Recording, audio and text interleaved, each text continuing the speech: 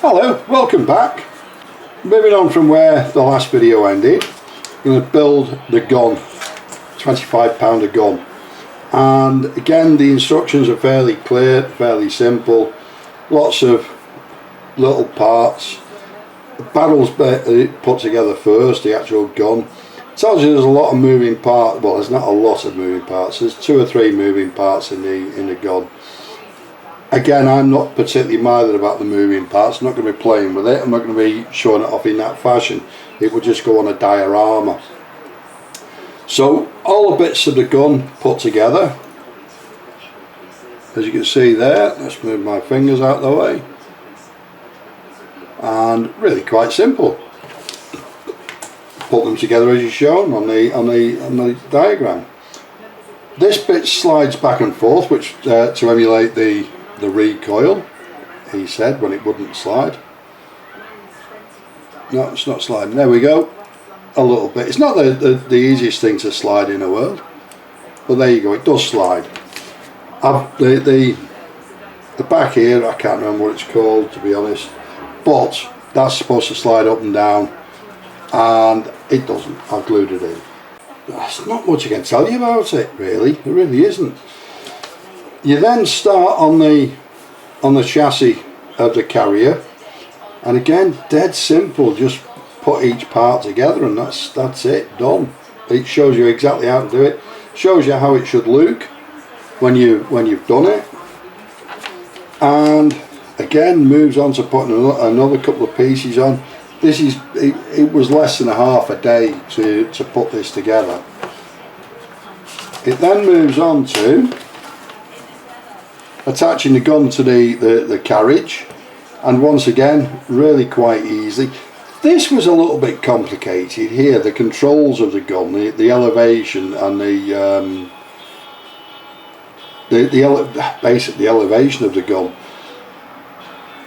On the hinges here, that was simple enough, but putting this together, it doesn't really fit very well at all.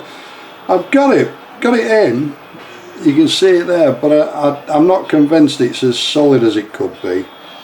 It just sort of hangs in mid-air. But there you go. There's 2 handles here, and one will be to move the gun up and down.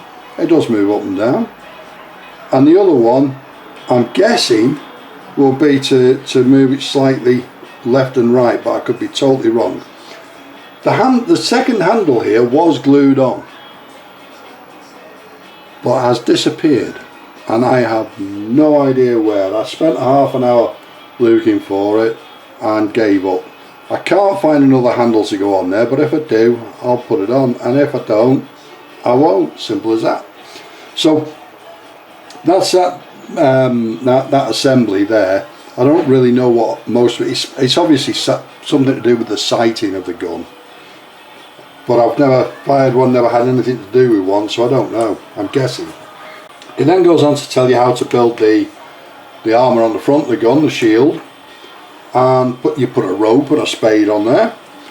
As you can see, they're in amber, so I haven't put them on yet. And it then goes on to tell you how to assemble the inside of the shield, the armour. So again, most of it is moulded into the piece of plastic. They could have done so much more with it. I think it took about 3 or 4 minutes to glue the stuff on, because there's not much to do there at all. So that's that glued on. It then goes on to tell you how to put the axle on, and a couple of other little tiny bits, putting the shield on and putting the axle on, and I'm guessing that's a handbrake there. This little bar at the back I left off until the very end, because I'm a clumsy old bugger, and I would have knocked it off. So that's why it's in amber, but I'll change that. It then goes on to making the wheels. You've got to make 4 wheels, 2 for the limber and 2 for the gun. And as it happens, I'm going to make this gun so that it's in its firing position. As I mentioned, with the truck, it will be parked. Whoop, wrong way around. Something similar to this. this configuration I've got it there, and that would mean that the truck's pulled the gun, parked it there, then pulled away and reversed so that the ammunition is by the gun. It should be a bit further along there maybe, and that's the plan with it. So as I say, I'm going to arrange it so it's in a firing position. You can arrange this so that it's either in firing or transporting, and it simply means that the wheels, I'll put two on, but they do fall off when you, as I mentioned in the previous video, the fit is suspect, to say the very least. And that's how it will look. It will sit on that cradle, on that turntable, and I don't know if I'll be able to do this without the wheels falling off, but you would be able to change the direction you're going to fire in by wheeling it around that turntable, and the wheels should stay on there. There's a guide that will hold the gun to the turntable. Yep, simple stuff really. Clever stuff, but simple. So that's that bit. It then goes, so that's all. None of that's been fastened together yet, because I'll paint it all and then assemble it separately. That's all there is on there. It then goes on to tell you about the construction of limber carrier parts, and it goes on to show you make two of these ammunition holders. But when you build the limber, it's all fastened in. It's the same as that compartment at the back of the truck that I mentioned on the last video. It doesn't make any sense. So in my view, what doesn't make sense I don't make. So I didn't make the ammunition carrier trays, ammo cases. I didn't see any point at all, because I was going to put them into a closed box so they'd never be seen again. That's simply waste of effort. I could, I suppose, have stacked them up outside on the diorama, but again, I don't think that makes much sense. It goes on to tell you how to put the limber together. Anybody that's done these kits in the past, and any kits in the past, that's not going to take you an hour. It's 4 pieces really. The tow bar, 4 pieces, and an end and top piece. The mud guards are a little tricky to get on, but again, that's because of the fit. It then tells you that, so you can look at from above how this lot goes on. All this goes together. You can look at it from above. Oh, there you go. Oh, and there's a picture of it being. That's better, isn't it? When it's on the turntable and when it's set in a position to carry it, to transport it. Then goes on to putting the top and the front, is it the front, is it the back, the top and the back of the limber on, and that's it guys, it's done. So what's going to happen now, and I'm sorry I can't tell you much more about these. It shows you a photograph of what it all looks like from above, and there you go. It also shows where all the decals go, and where all the bags and accessories that they've supplied on this one go. We'll see. I think I might put a bit more on the limber than, I don't like the idea of that. It just fall off. You know, that doesn't make any sense at all. And what I said earlier about the two canvases, the canvas tops, that one there, I think this is the canvas top that goes on there, and it's been doubled up.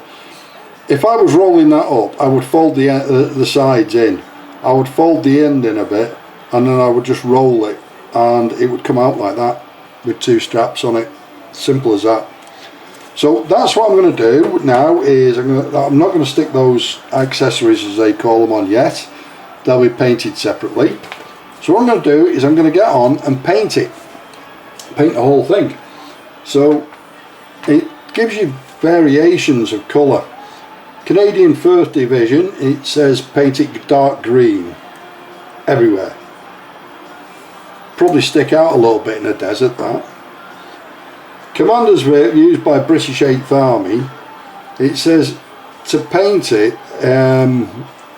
dark yellow and matte black or dark green, so this Mickey Mouse type, it actually calls it Mickey Mouse pattern type camouflage, and I'm not convinced I like that. I don't know what I'm going to do with that.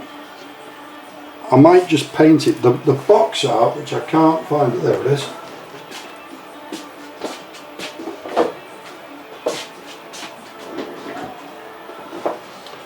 The box art has it painted as a sand yellow, so I think I'm going to go with that. I think that's what I'm going to go with, that colour there, which is and on the gun it's like a reddy yellow, isn't it? So that's the way I think I'm going to go with it, and I'll let you know how I get on with that. The next video, it will all be painted up, and it will be put on a board ready to be made into a diorama, and I'll do you a video of the diorama separately. Any questions, any comments, please feel free to leave them below. I'll always answer them. Oh, I'll tell you what I meant to tell you. Sorry, going back to the gun. These bits of white here, a 1/4 mil, 0.25 millimeter plastic sheet, and the reason they're on there and on there is there's a massive moulding crevice. Let me draw it on here. So you would expect two halves to go together like that, where I've just drawn it at the top, and fit together so that they fit like that, nice and neatly. However, the two halves on this kit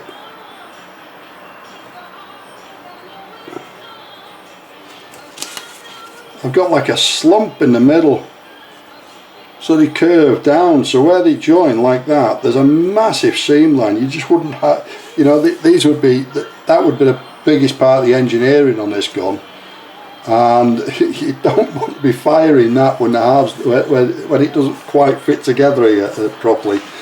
So what I've done is I've sanded it off as much as I can, and then I've put a little piece of plastic over the top and underneath, so that it's if you look extremely carefully, you can you see it on the inside there? You can see it's a massive slump in the centre. I can't get enough light in it for you, but you know what I mean. If you've seen it, you know it. Any questions, any comments, please leave them in the boxes below. I'll be only too happy to answer them.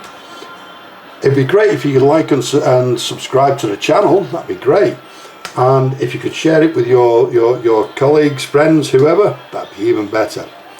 Thanks very much for watching. Ta-ra now.